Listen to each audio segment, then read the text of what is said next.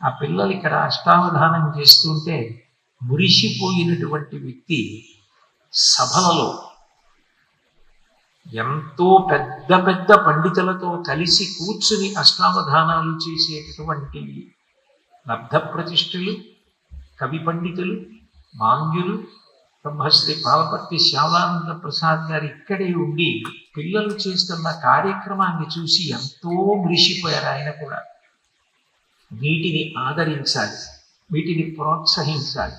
ప్రతి వాళ్ళం ఇటువంటి కార్యక్రమాలు సభలలో వేదికల మీద ఏర్పాటు చెయ్యడం అలవాటు చేసుకుంటే ఎంకిపాటలు పాడిన వాళ్ళకి బహుమతులు ఇస్తాం. దేవులపల్లి కృష్ణశాస్త్రి గారు ప్రకృతి మీద చెప్పిన కవిత్వం గురించి ఒక్క పాట చెప్పి ఆ పాట మీద వ్యాఖ్యానం చెప్పగలిగితే బహుమానం ఇస్తాం.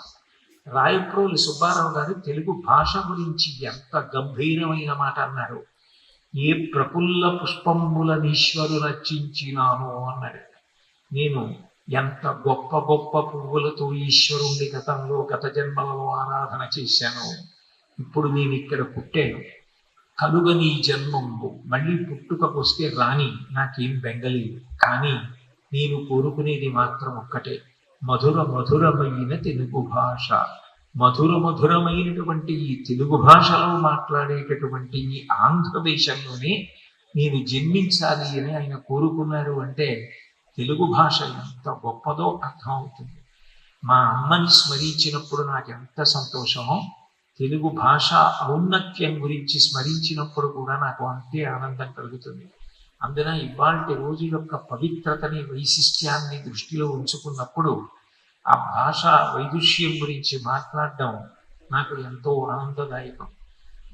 ఈ ఉత్సవాలు, ఈ సభ, ఈ వేదిక ప్రధానంగా ఉద్దేశింపబడినది స్వర్గీయ మండలి వెంకట కృష్ణారావు గారి శతజయంతి ఉత్సవాల సందర్భంగా ఏర్పాటు చేయబడి ఉన్నది. ఎందరో పుడతారు, ఎందరో వెళ్ళిపోతారు. కానీ కోటాను కోట్ల మంది పుట్టినా, కోటాను కోట్ల మంది గిట్టినా ఏ ఒక్కరూ మాత్రం శాశ్వతంగా నిలబడిపోతారు. అట్లా శాశ్వతంగా నిలబడిపోవడానికి కారణం సేవాభావం.